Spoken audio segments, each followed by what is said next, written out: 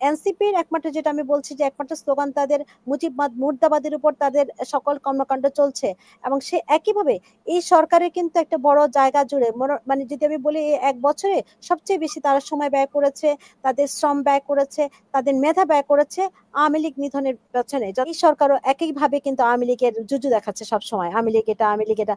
এখন তাহলে আপনার সবকিছুই যদি আওয়ামী লীগকে কেন্দ্র করে আপনি করছেন মনে মনে সবসময় আপনার একটা, তাহলে স্পষ্টই বলতে হবে এই সরকারও কিন্তু একভাবে নাজুক, অন্যদিকে কর্তৃত্ববাদী। এবং এই নাজুকতার কারণে তাদের কর্তৃত্বপরায়ণতা, তাদের নিয়ন্ত্রণবাদিতা কখনো কখনো আওয়ামী লীগকেও কিন্তু ওভারকাম করে যাচ্ছে অনেক ক্ষেত্রে। কারণ কারণ যেই সরকার যত বেশি নাজুক তাকে তত বেশি কর্তৃত্ববাদী আচরণ করতে হয়।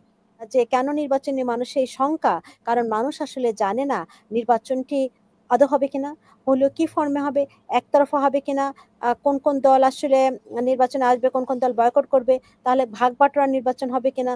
এখন তাহলে মনে হবে যে পরিবর্তন আসলে কোন দিকে হবে, পরিবর্তন কি আদৌ সম্ভব না? এখন পরিবর্তনে দেখুন আমরাই তো সাংস্কৃতিক নৃবিজ্ঞানের শিক্ষার্থী, আমাকে বলতে হবে যে মানুষের আসলে চিন্তা ভাবনা, বিহেভিয়ার, মানুষের কগনিশন যে প্রসেস, আমরা যেভাবে চিন্তা করতে অভ্যস্ত, সেটা বাইরে নতুন কিছু যখন আমাকে চিন্তা করতে হয় সেগুলোর সঙ্গে আমাকে পরিচয় ঘটাতে হবে, সেগুলো আমার বিহেভিয়ারে আনতে হবে, সেগুলো আমার মনস্কতে আনতে হবে, সেগুলো আমার চাওয়া পাওয়ার মধ্যে আনতে হবে। সুতরাং একটা নতুন পদ্ধতি মানুষকে না জানিয়ে, মানুষকে আপনার বৈধতা না নিয়ে সেগুলো করা আমার কাছে মনে হয় না যে বাংলাদেশের সেগুলোর মধ্যে দিয়ে মানুষের মানে বাংলাদেশের মানুষের যে মুক্তি খুঁজতেছে তা সম্ভব। এখন দেখুন তাহলে মুক্তি কোথায়, যেটা একটু আগে পাটোয়ারি সাহেব বললেন যে আহ মানে এর আগের সরকারের কথা বললেন, কিন্তু আমি এর সঙ্গে সঙ্গে এই সরকারের কথা বলছি যে ফেসবুকে একজন লেখার জন্য তাকে তার চাকরি চলে যাচ্ছে।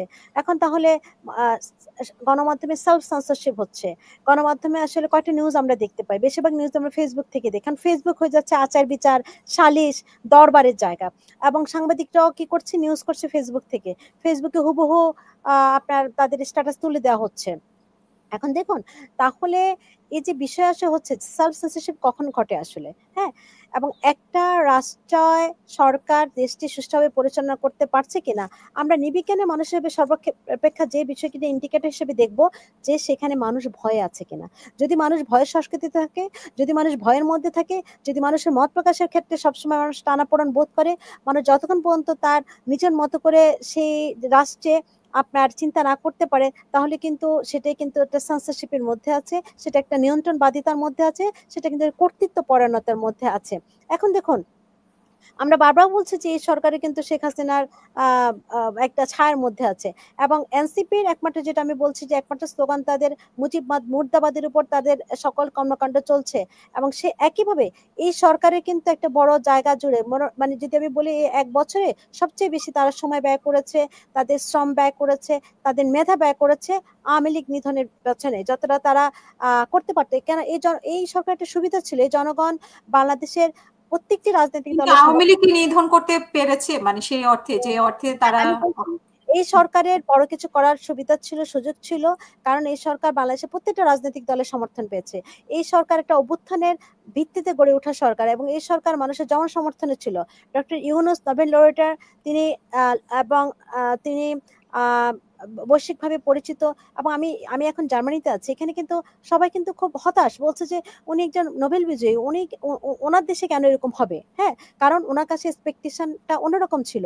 এখন দেখুন উনি ওনার কথা যদি বলেন, উনি ওনার কনফ্লিক্ট অফ ইন্টারেস্ট যেটা উনি করেছেন, ওনার নিজের আখের গোছানো, উনি বিশ্ববিদ্যালয় করছেন, উনি ট্যাক্স মকুব করছেন, উনি ওয়ালেট করছেন গ্রামীণের, বিভিন্ন কিছু উনি ব্যক্তির স্বার্থে করছেন। এবং এর পেছনে ওনারা যদি ব্যক্তিগত চিন্তা বলেন, বেশিরভাগ সময়, বেশিরভাগ কথাবার্তা, বেশিরভাগ আলোচনা ওনার হয়েছে শেখ পরিবারকে নিয়ে, শেখ পরিবারের সদস্যদের নিয়ে।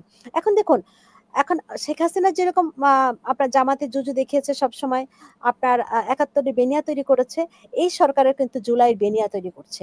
এই সরকারও একইভাবে কিন্তু আওয়ামী লীগের জুজু দেখাচ্ছে সব সময়, আওয়ামী লীগ এটা, আওয়ামী লীগ এটা। এখন তাহলে আপনার সবকিছুই যদি আওয়ামী লীগকে কেন্দ্র করে আপনি করছেন মনে মনে সবসময় আপনার একটা, তাহলে স্পষ্টই বলতে হবে এই সরকারও কিন্তু একভাবে নাজুক, অন্যদিকে কর্তৃত্ববাদী। এবং এই নাজুকতার কারণে তাদের কর্তৃত্বপরায়ণতা, তাদের নিয়ন্ত্রণবাদিতা কখনো কখনো আওয়ামী লীগকেও কিন্তু ওভারকাম করে যাচ্ছে অনেক ক্ষেত্রে। কারণ কারণ যেই সরকার যত বেশি নাজুক তাকে তত বেশি কর্তৃত্ববাদী আচরণ করতে হয়। এবং স্পষ্টতই যে সরকারের জনগণের সঙ্গে সম্পর্ক কমে যাবে, তার আচরণ হয়ে যাবে কর্তৃত্ববাদ, যেটা আওয়ামী লীগের হয়েছে। এবং সরকার দেখুন ১ বছর থাকুক, ৬ মাস থাকুক, সরকারকে জনমুখী অবশ্যই হতে হবে।